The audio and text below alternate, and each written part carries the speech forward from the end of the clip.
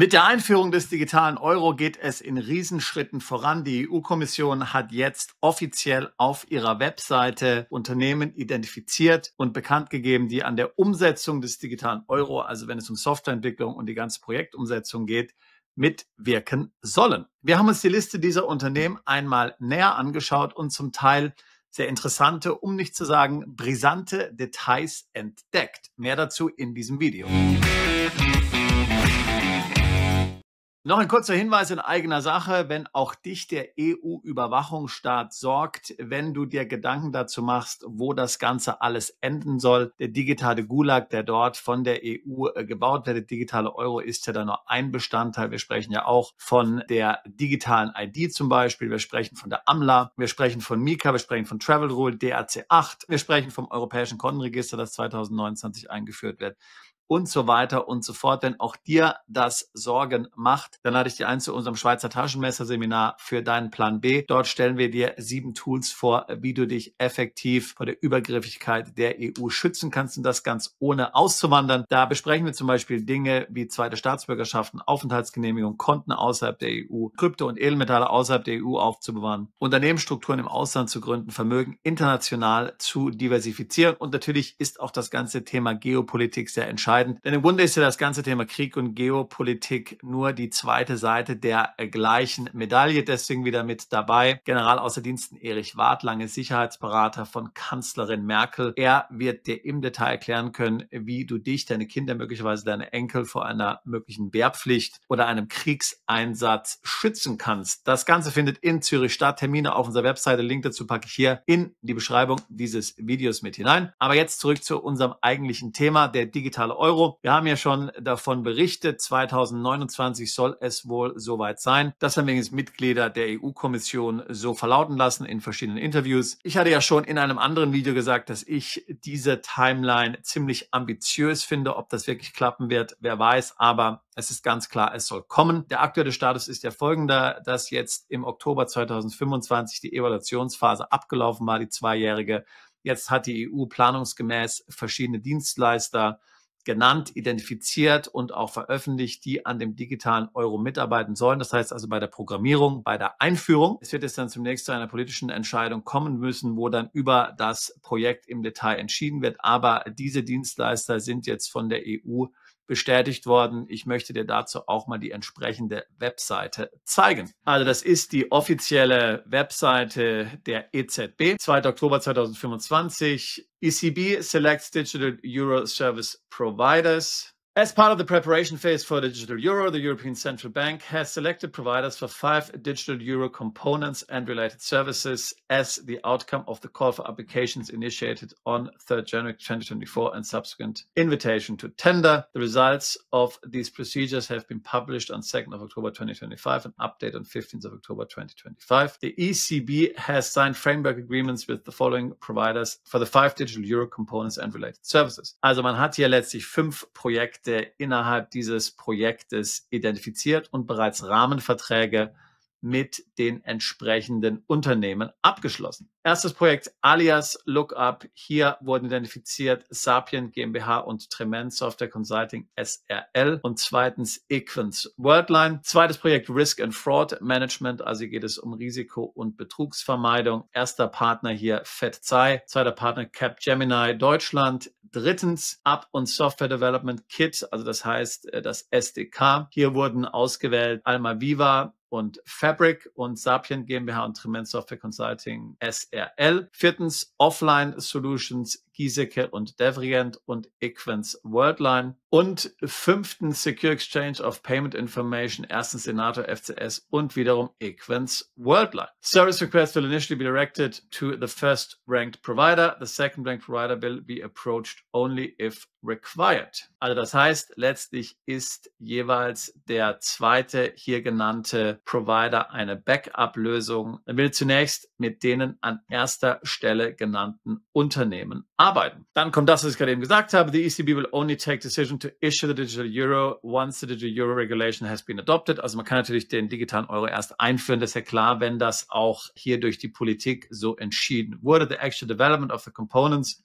or parts thereof will be decided at a later stage, subject to the ECB Governing Council decision on the potential next phase of the project. Also man wartet jetzt auf die nächste Phase. Hier ist eine politische Entscheidung nun notwendig. Rahmenverträge, wie gesagt, wurden schon unterschrieben, aber es wurden noch keine Zahlungen an diese Anbieter gemacht. Wie gesagt, jetzt wartet man auf die politische Entscheidung. So, wir haben uns schon mal diese einzelnen Unternehmen angeschaut, ein bisschen den Hintergrund dieser Unternehmen geprüft, um mal zu sehen, ob es da irgendwelche Kontroversen gibt, und will dir jetzt mal kurz hier unsere Erkenntnisse mitteilen. Also einmal haben wir hier Senator FCS, ein deutsches Unternehmen, ist zuständig für den sicheren Datenaustausch. Ein unauffälliges Unternehmen, hat unser Research ergeben, solide Reputation eigentlich in der ganzen Dachregion. Giesecke und Devrient sind zuständig für die Offline-Zahlungslösungen. Auch hier findet man ebenfalls keine akuten Skandale, möglicherweise politisch sensibel wegen Auslandsgeschäften. Das Unternehmen ist ein Münchner Unternehmen. Hier gab es in der Vergangenheit vereinzelte Kritik an dem Unternehmen wegen Lieferungen an autoritäre Staaten, zum Beispiel Syrien oder Sudan. Aber das soll ich jetzt mal hier im Hinblick auf den digitalen Euro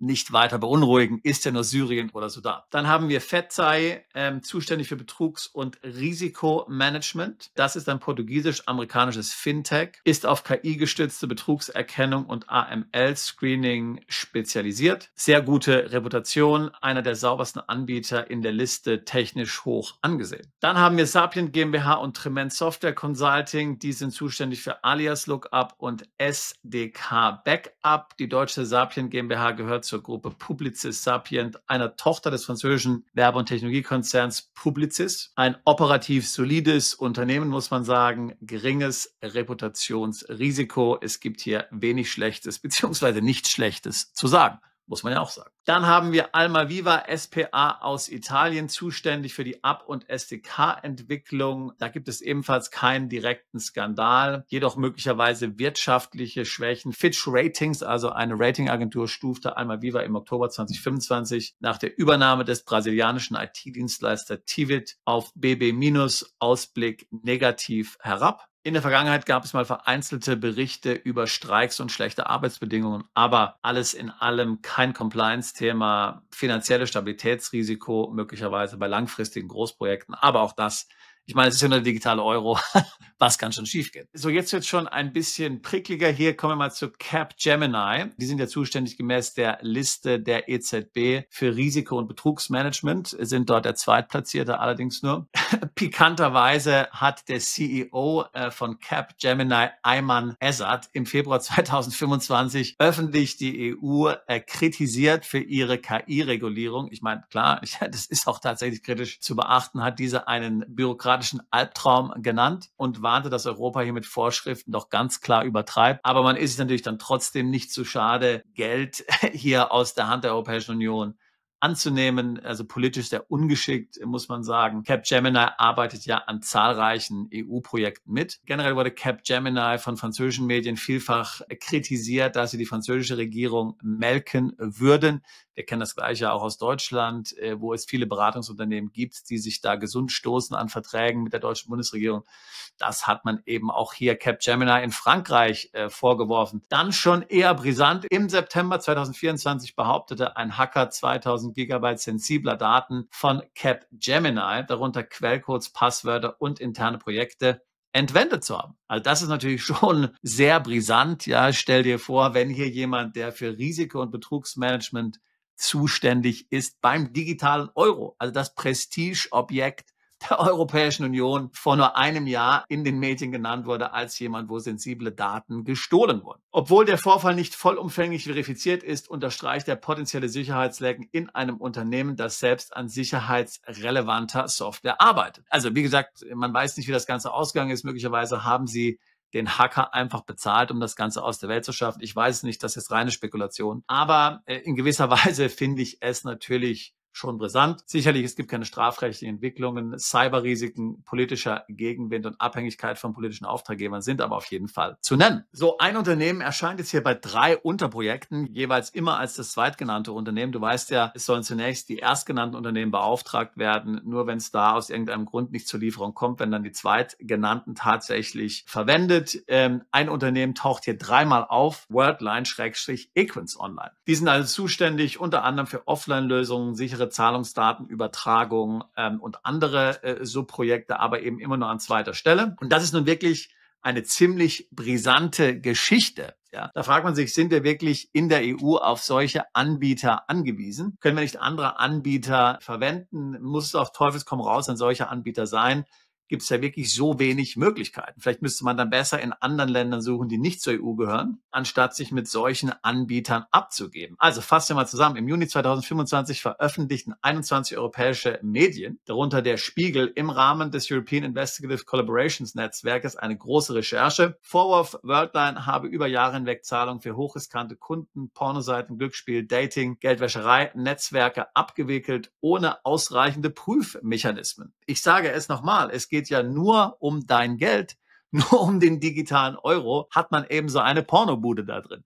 Warum jetzt Lagarde und ihre Leute da wirklich so eine Pornobude ausgesucht haben, haben wir da wirklich niemand anders in der Europäischen Union. Es ist ja schon wirklich fast zum Lachen, muss man sagen. Weiter geht's. Die deutsche Finanzaufsicht, die BaFin, verhängte bereits 2023 Sanktionen gegen die deutsche Tochter PayOne wegen schwerwiegender Mängel bei der Umsetzung der Sorgfaltspflichten nach dem Geldwäschereigesetz. Also, ich meine, auch hier, ja, ich würde mich ja schämen. Ja, also wenn ich jetzt hier Frau Lagarde wäre oder für die EZB sprechen würde und ich hätte ein solches Unternehmen dann auf meiner Liste, auf meiner Shortlist für Anbieter, die gleich in 3 Bereichen, in 3 Unterprojekten hier möglicherweise dann herangezogen werden, die also nicht nur eine Pornobude sind, sondern auch im Bereich Geldwäsche hier aufgefallen sind und sogar von der BaFin sanktioniert worden sind. Das muss ich mir vorstellen. Ja, also ich meine, das ist jetzt ja nicht irgendwas. Die BaFin verhängt ja nicht grundlos irgendwelche Sanktionen. Aber es geht noch weiter. Die belgische Staatsanwaltschaft leitete im Juni 2025 ein offizielles Ermittlungsverfahren wegen Geldwäsche gegen die belgische Worldline-Tochter ein. Also nicht nur haben etliche renommierte Medienunternehmen herausgefunden, dass dieses Unternehmen wohl in sehr dubiose Aktivitäten verstrickt sein könnte. Es wurde von der BaFin sanktioniert und nun hat auch noch die belgische Staatsanwaltschaft ermittelt und das alles in den letzten 2 Jahren. Also in der Phase, wo ja dieser digitale Euro bzw. die technische Plattform evaluiert werden sollte, wo man mit den Anbietern gesprochen hat. Und tatsächlich waren das alles ja hochöffentliche Vorgänge. Das kann jeder googeln. Ja? Und trotzdem hat die EZB sie auf ihre Shortlist draufgenommen. Aber wir sind noch nicht am Ende. Nach der Veröffentlichung stürzte die Worldline-Aktie innerhalb weniger Tage um 40% ab. 40%. Ein klares Signal für massives Marktvertrauen, Risiko. Equins Worldline ist eine 100%ige Tochter bzw. Konzerneinheit von Worldline und somit direkt in den Gesamtkontext eingebunden.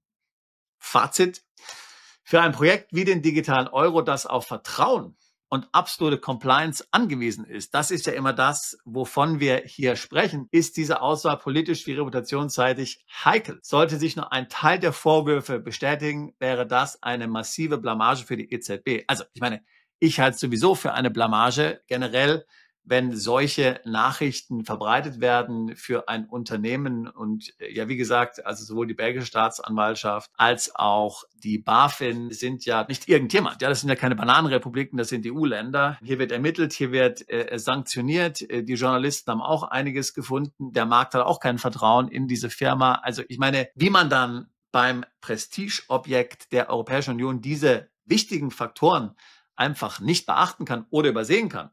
Oder vielleicht möchte man dieses Unternehmen ja trotzdem gerade auf dieser Shortlist haben. Vielleicht gibt es ja einen ganz bestimmten Grund dafür. Vielleicht gibt es ja irgendwelche Epstein-Files, ja, wo dieses Unternehmen möglicherweise Daten hat zu EU-Politikern. Das heißt also, sie haben die EU-Politiker in der Hand. Wer weiß, kann man ja nicht sagen, welchen anderen Grund würde es sonst geben, warum sich hier die EZB schon von vornherein, bevor überhaupt dieses Projekt des digitalen Euro schon begonnen hat, dermaßen in die Nesseln setzt. Und da ist ja offensichtlich bei mindestens 2 Unternehmen hier die Compliance nicht richtig gemacht worden. Bei so vielen Unternehmen, die es gibt in Europa, in der Europäischen Union, kann ich mir schlecht vorstellen, dass man wirklich auf dieses eine oder auf diese 2 Unternehmen angewiesen ist. Und ich würde halt immer sagen, notfalls weicht man eben auf Nicht-EU-Unternehmen zurück.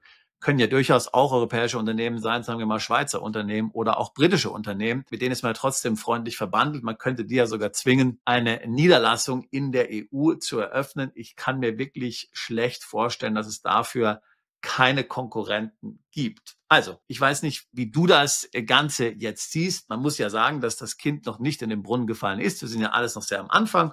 Das lässt sich alles noch korrigieren, aber so ein gewisses Unwohlsein breitet sich natürlich aus. Also, ich meine, wer im Projektgeschäft tätig ist, der weiß, dass bei vielen Projekten die Fehler am Anfang gemacht werden, nicht am Ende. Und wenn die Auswahl der Anbieter schon so problematisch ist und wenn es schon solche Probleme am Anfang gibt, wie soll das Ganze dann tatsächlich enden?